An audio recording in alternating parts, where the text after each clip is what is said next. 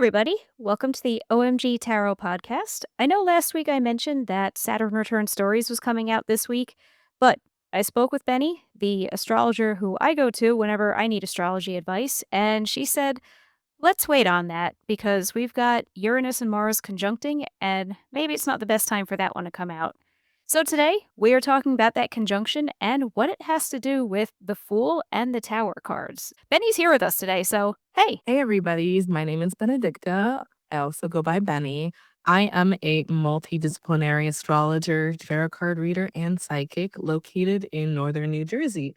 I offer one on one sessions, private and corporate events, and I also facilitate workshops. I've also been able to work with Lindsay on several occasions, including hopping on this podcast. So I'm excited to be here today. Do you want to kick us off on what is this conjunction all about and why didn't we want to release the Saturn return stories today? Currently, this Mars Uranus conjunction in Gemini is creating a lot of different distraction. Our energies are in different places. And also, there is a lot of distraction when it comes to the media, the internet, and also the voices.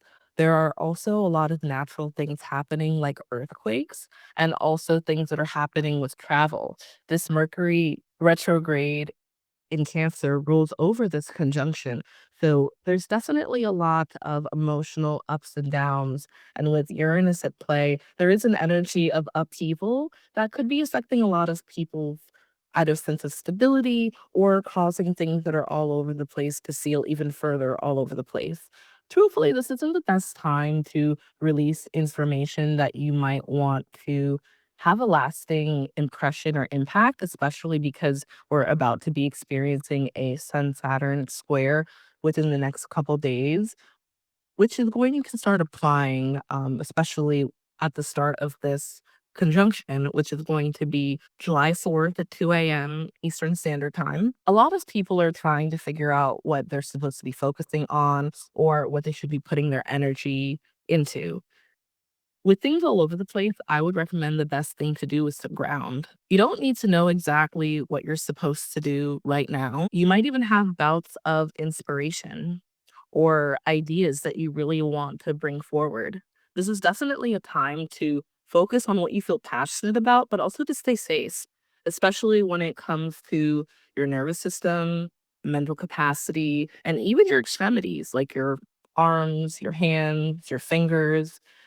The energy is potent and there is more of a likelihood for potential accidents, whether it's just clumsiness or this could even be accidents that has to do with fire. Things just happen suddenly, so it's always best to just kind of stay cautious of what's going on. Stay cautious of what's going on and also stay cautious of your surroundings.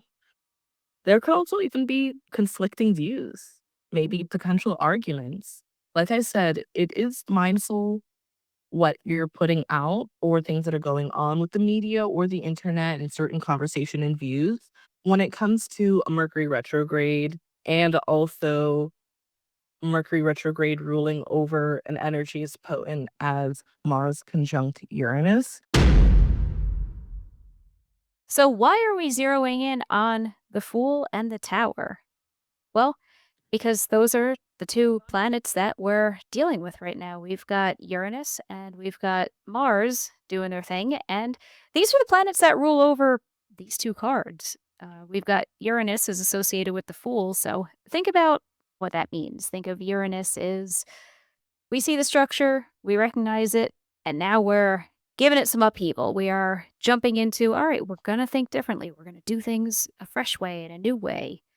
And then Mars is just bam, bam, bam, ram it down, get it, let's set it on fire, let's blow it up.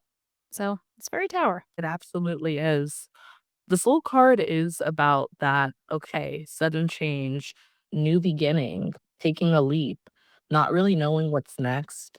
And the energy of the Tower is, things kind of crumbling down, things falling apart that wasn't stable enough to begin with, things that aren't sustainable enough to keep its structure. That Mars energy can bring that action but sometimes it can bring that sense of destruction. And sometimes it's a needed destruction. And I think that that also speaks to what's going on with this conjunction. I also wanted to throw in the Nine of Swords. Our main focus is going to be on the Fool and the Tower, but the Nine of Swords is associated with Mars in Gemini. So I feel like it's probably nice to mention that, especially because that Nine of Swords energy, if you look at the card, it represents someone that is experiencing a lot of stress. There is anxiety, mental anguish, overthinking, and being in your head. And that's an energy that is felt with this transit, and it's also something to be very mindful of, to not stay in this place. And even speaking to this conjunction that's happening at the third decan in Gemini, it's happening in the energy of Jupiter in Gemini, which is overthinking, analysis paralysis, honing in on the fine details when there should be an energy of looking at the bigger picture. All of these energies can keep you feeling caged in, stuck in your head, almost fearful of what to do next and how to best move forward. And this is one of the reasons why I feel like it's really important to talk about this, because you don't have to feel fearful. Uranus is an energy that is revolutionary. And I think that we can almost see this with the soul, it being number zero. This is something that is infinite, something that you're stepping forward into, something that can be abrupt, but also has its positivities. When we look at conjunctions or aspects in astrology, it's usually the slower moving planet and then the faster moving planet. So instead of saying Uranus conjunct Mars, we're saying Mars conjunct Uranus. So we'd be looking at the tower and then the fool. And I feel like that energy can really shine a light on how we can best navigate the situation, but also how things are going to come into play. Things are falling apart, things that weren't sustainable. And I think that this is also showing that there's such a big need to be mindful of your news source, of where you're getting your information, on what you are allowing yourself to bring into your life or absorb. I feel like there are certain things that, and it will be unfortunate, certain things that might not be sustained, but it will also create the start of something new, something that might be better, something that might be more community forward, especially with this conjunction happening in the sign of Gemini representing groups, especially local groups. So there is a chance that there could be people creating their own media sources or people coming together to find new ways of supporting their community and finding ways to show up. This conjunction being ruled by a Mercury retrograde in Cancer, it almost feels like there's a need to go back to certain ways of showing up and certain ways of being. I feel like consumerism and capitalism has made it a little bit more difficult for people to show up in community and for third spaces to stay alive and for there to be third spaces for people to socialize, connect, share information, share resources, and be a support to each other. And I think that that could be a great thing that could come about when it comes to this conjunction.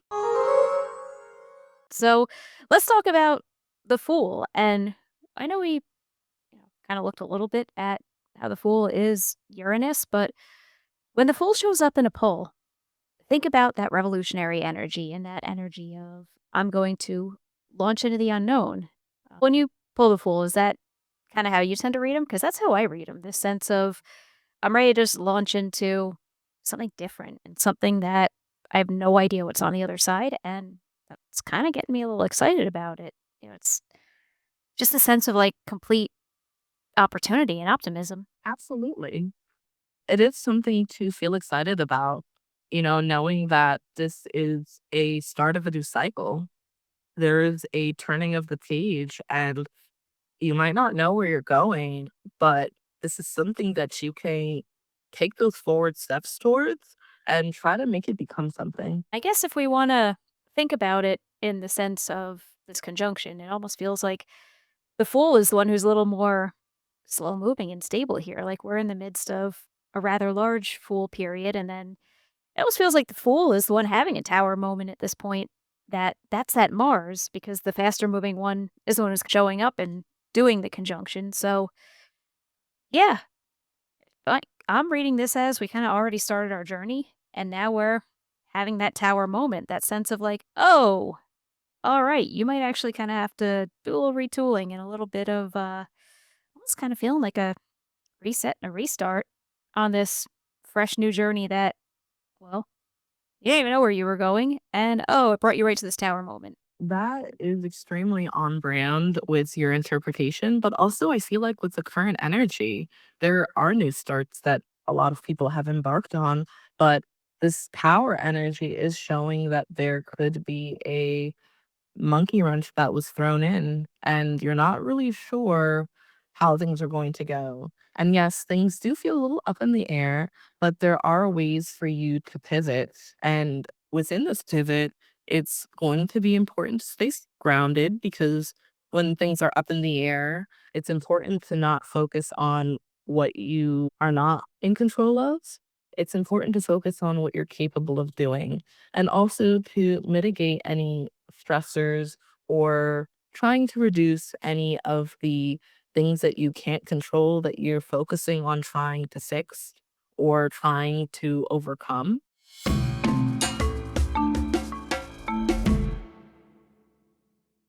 I think it's an interesting idea to look at your life through, if you're taking a look at various transits and things. You could pull cards for all of them. And yes, you can absolutely do a reading for yourself and just do it the traditional way, shuffle, shuffle, shuffle. And oh, what have we found? But sometimes I think it is kind of a helpful way to visualize what's going on by pulling the cards that are specific to that aspect, that transit, whatever's going on. We can even take it then a step further because we know this is happening in the sign of Gemini. So you could take a look over at, all right, where in my life is this happening? You can, on the one hand, if you know your natal chart, take a look at which house you've got Gemini ruling, but also Gemini is the lovers. So we could also pull that out to be a significator of sorts for what is the backdrop that this is happening in. So now we've got another layer. We've got a tower moment befalling the fool, and it's happening against this backdrop of, oh, the lovers, interpersonal connection, community, all of those things. So I might even say you might be seeing a bit of a falling out with people who you might have recently begun something new with or started on a new journey with, a new affiliation with, even. So think about that context. The fool has entered his lover's era and he's having a tower moment while he's here. So, yeah, spats, arguments, pushbacks, but also perhaps a bit of retooling and perhaps a bit of, all right, maybe we do need to start over or establish some new ground rules. Because remember who comes after the tower? It's the star. And the star is, all right, the tower tore it all down. And then the star is, we're building it back up again, but we're building it differently. Maybe that old inefficient building, maybe it's kind of good that it's gone because now we can build a much more efficient one and it's going to work better. Or maybe, okay, we had a blowout in the friend group, but we still want to be friends. Maybe we can think about that star energy of, okay, we need to do things differently. Maybe we do need to establish some different boundaries or some different dynamics. And yeah, going forward, we're going to be a bit more cognizant of that and a bit more cognizant of how we're doing things. And if we're really doing them in a way that serves the collective better, because that's the star. Remember, the star is Aquarius, and Aquarius serves the collective. I also do think it's kind of interesting, as just kind of a bit of synchronicity and things lining up. Uranus is one of the rulers of Aquarius, so that kind of closes the loop. It's like, oh, we've had this tower moment, and where is it pushing us toward? Oh, more Uranus energy, more retooling and fixing what isn't working, which, wait, that was already the journey we were on anyway, wasn't it? Yeah, because we're tying this back to what Uranus is doing. Take this framework and use it for other transits because guess what? Transits happen all the time. And I think it's a really just a cool extra tool in your toolkit to be able to look at things through this tarot lens. Now, Benny mentioned a decan. You can also, if you're really feeling fancy, look up all the minor arcana cards that go with each decan throughout the zodiac wheel, and you could take a look at how do we get even more granular, which she brought up. This was a Nine of Swords decan. You can also do that to look at your own chart if you really wanted to, because you've got planets. They're all over the place. And I think it could be, especially if you're approaching astrology from more of a tarot background, it could be kind of interesting to just map out all right, my sun is at in the second decan of Aquarius. What is the corresponding minor arcana card for that?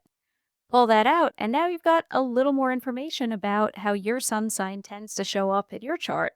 And then you could do that for all of them if you really wanted to. So I think this is one of the things that I find myself coming back to over and over is this lineup between astrology and tarot and how knowing one can really inform the other. And that's why I tell my students, knowing astrology will make you a better tarot reader. The inverse is kind of true, but less true, in my opinion. But I don't know. What do you think?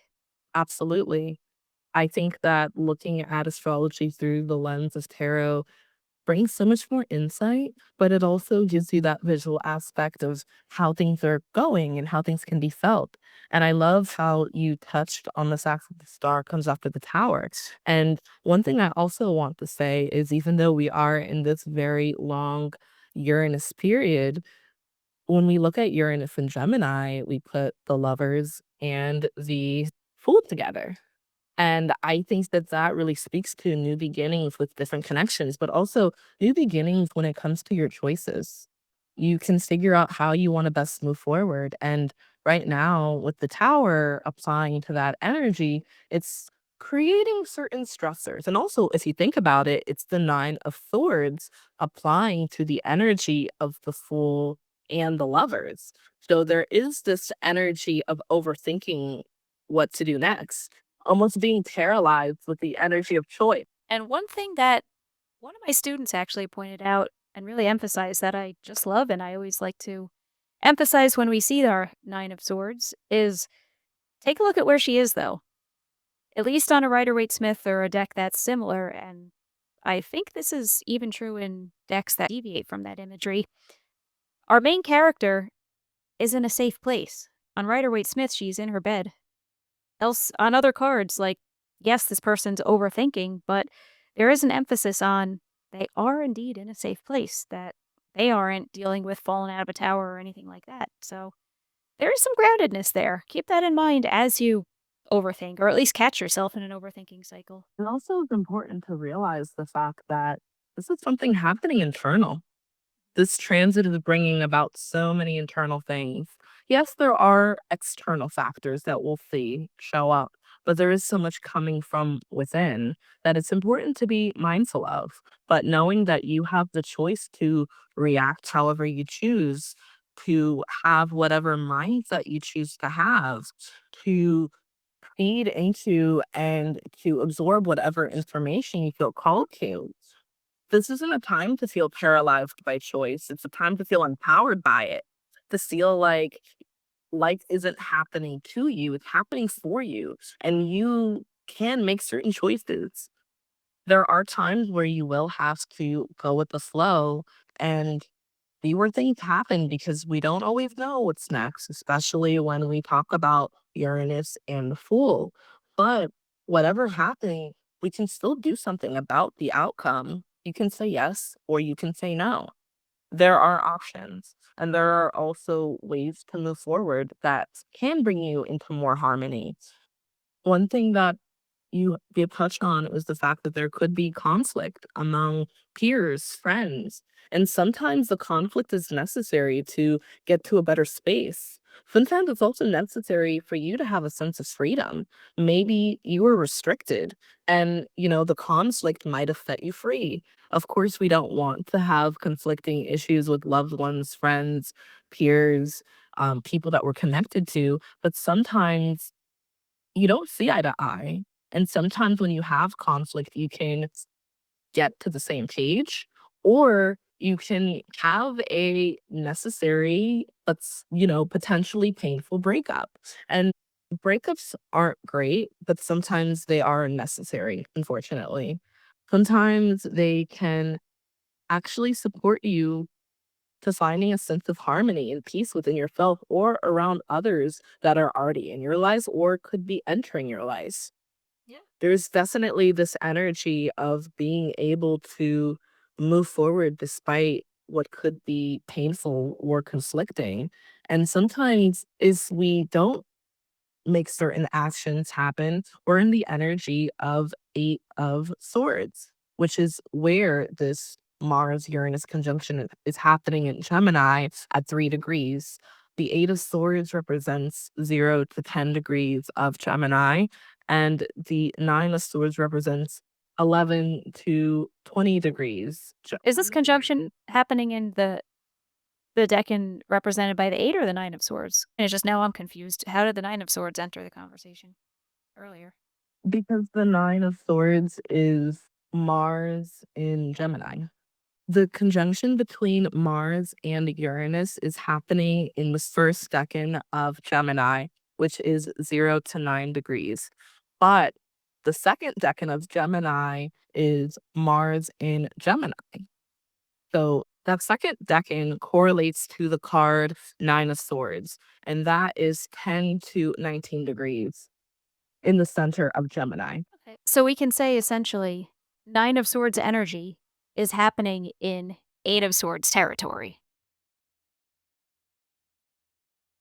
Yes, and that also coincides with the energy of the Fool and the Lovers coming together. Okay, so yeah, we've got quite a lot happening. And also with the energy of this conjunction, yes, it is applying and separating over the course of days, but it's a 2-year cycle. It's a 2-year synodic cycle. So we're gonna be in this energy for another 2 years or so. So this Mars-Uranus conjunction isn't going to come and go. It does have a lasting energy. It's also baked into the energy of the country because the country does have Mars and Uranus. It's not like forming a super tight conjunction like what we're experiencing on its solar return, but it's there. And there are going to be a lot of themes that show up that pertain to the country for good or for worse. But I do think that this will really help people know what's going on and how to potentially work with it. And I do really like how you mentioned the star card coming after the tower. And I actually want to add how the magician card comes after the fool. All this is going on and you're gathering information. Maybe you're choosing to move with it, maybe you're choosing not to, but you're gathering information and you're experiencing things. And when you experience things, you gain skills. You gain new ways of doing things. You're expanding your mindset, you're expanding your knowledge, and maybe you are getting a sense of clarity because now you're figuring out what you want and what you don't want after this start or after this bump in the road to this start. And I think that also helps you with being able to know what you might want to manifest, what you might want to bring in. And the energy of the magician is associated with Mercury. And like I mentioned before, this Mars Uranus conjunction in Gemini is currently being ruled by a Mercury retrograde in Cancer. Ironically enough, this country also does have Mercury retrograde in Cancer. But to reiterate what I already mentioned, yes, this conjunction is happening and it will come and go, but the energy will last for 2 years. And the energy will also show up in America's solar return chart for the year until July 4th of 2027. So this is definitely something to be mindful of and also to know that this isn't going to just come and go. That isn't something to be fearful of, but it's something to be mindful of. And I feel like we talked about so many great aspects of that revolutionary energy, but there's also such a creative aspect to it, almost like the opportunity for creative renaissance, for new writers to step forward, new creators to figure out new ways of doing things. At the time of this conjunction, Jupiter is at 0 degrees Leo. Yeah. There's so much room to do so many different things, to show up so differently. And when it comes to this conjunction, it's forming so many different aspects. It is forming a sextile to Neptune, which represents dreams and aspirations and new starts that have to do with those things that might not have been created yet. It forms a trine, which is the supportive energy to Pluto and Aquarius, which is retrograde, but it almost shows that there is this internal power or this drive to want to bring things together, to want to create new structures and believe in something that can be better, something that can actually help bring people together, but also help things move forward. So, one quick question though, why is this energy gonna last 2 years? The energy lasts 2 years because certain planets have different cycles. So every 2 years, Mars and Uranus meets. So when Mars and Uranus meets every years, it's really important to pay attention to when Mars and Uranus forms its first quarter square, when it forms any trine, and also when it forms its opposition. So when Mars goes into Sagittarius, and also the last quarter square when Mars goes into Pisces, it gives us an idea of what happens in the cycle. I would say the best way to look at it is to look at a moon cycle. So the two planets coming together is like a new moon energy. Look at how that story happens over the course of 28 days. This Mars Uranus conjunction story is happening over the course of 2 years. And then once it basically the 2 years are over when they meet up again. Exactly, and then another cycle between these 2 planets starts again. I see. But 2 years from now, Uranus will still be in Gemini. Yes, Uranus will be in Gemini for another 6 years. That's what I'm saying. Yeah, so I guess once Mars meets it again, it'll still be now it's 2 more years, but of not precisely the same energy, but similar because it's once again these guys hanging out in Gemini. It's just they're gonna be a later degree, later decan. Yes, correct, and it'll actually be happening in the 2nd decan the next time around. Okay. So, yeah, so it might even end up having some similar, still similar vibes because we're still, you know, we're still in the same neighborhood. We might not have, we're not totally out of the weeds. We're just in a different house, same neighborhood by this point. Correct, definitely. Yeah, so just keep that in mind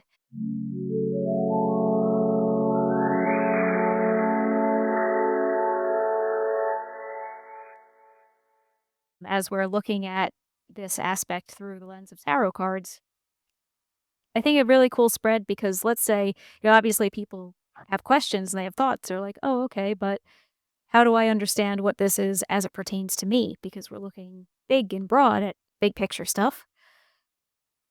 I think that grabbing that fool and that tower as two significators and then doing a spread for yourself, that might be a kind of a cool way to connect your individual experience with what's going on a bit more broadly. In fact, one thing that I think you could do with this, if you were to do a fool and tower, and in fact, if you really want to throw in some extra fun, put the lovers there too. So build yourself this trio of significators of the lovers, the fool, the tower, and I'll build this out and take a photo of it, stick it on Insta so that way you guys can see it. Do that. That'll be your significator. And I'm kind of thinking this is actually a scenario where you might want to bust out a second deck for the cards that you're pulling for yourself individually, because I'm thinking here we might want to have those three major arcana cards in play, so to speak. So that's going to be the spread that I think might help you through this aspect is, yeah, build out the stage and then shuffle up, pull three cards for, all right, and then what does this mean for me as an individual? I know traditionally significators are pulled out of the deck that you're doing the pull with. I just think this is a case where if the lovers or the fool or the tower are also really going to hammer home what's going on for me, I want to have those cards in play. I don't want to make it impossible to pull them for myself. So that's what I'm going to be doing. And That's kind of one thing that I just think is cool about tarot is you can make up your own rules. I think they're most effective when you've got some logic to them. Like, all right, if I'm going to use two separate decks, why am I using two separate decks for this? But there's no official tarot academy that says, no, you must pull from the same deck that you just pulled your significators out of. And yeah, that's what I'm gonna do that. Gonna throw it up. It's going to be the OMG Tarot and BCLA Astro Uranus Mars conjunction of 2026 spread. I think it maybe needs to get a better name, but yeah. We'll definitely talk about the name. One thing that might be cool is maybe they can shuffle their cards and fan them out face up so they can see the cards that are at the bottom, and they can look for the tower, the soul, and the lovers, and maybe pull one card that comes after to have Yeah, an idea of how to move forward. yeah, I love that. So yeah, there you go. You've got two awesome brand new spreads to try out, and maybe, hopefully, ideally, they help you make some sense of this high energy, high heat time because I know we got listeners from all over the world, but here in New Jersey, it is 102 degrees Fahrenheit today. So yeah, it's a steamy one here on the East Coast. Well, so I hope that cleared some stuff up for you guys and I hope you take some value out of this. Also, if you do either of those tarot spreads or both, let me know. Tag me on Instagram, shoot me an email over at omg@omgtarot.com. I'd really love to see what you're doing with your cards. Absolutely. And thank you so much for having me, Lindsay. I know that this recording is impromptu and it feels like in true Saturn nature, we just have to wait a little bit longer for that recording. But I am excited to have been here to talk about Uranus conjunct Mars and Gemini. If you pull any of the spreads, you can find me at BCLAASTRO on just about every single platform you can think of. And you can also go to my website, www.bclaastro.com, for any information about astrology. I do have some articles there. But if you want to book a service or see more of what I have going on, you can check me out there as well. Yeah, so definitely go give Benny a follow. And if you're not following me yet for some reason, do that too. My handle on Instagram is its underscore OMG underscore tarot. And if you like what you heard, give us a 5-star review. It really helps. So, Hot all right, stars. 5 stars. Yeah. But yeah. So tune in next week for the Saturn Return stories. They are finally coming out, and I hope that you have a great rest of your week and you pull something insightful out of your cards.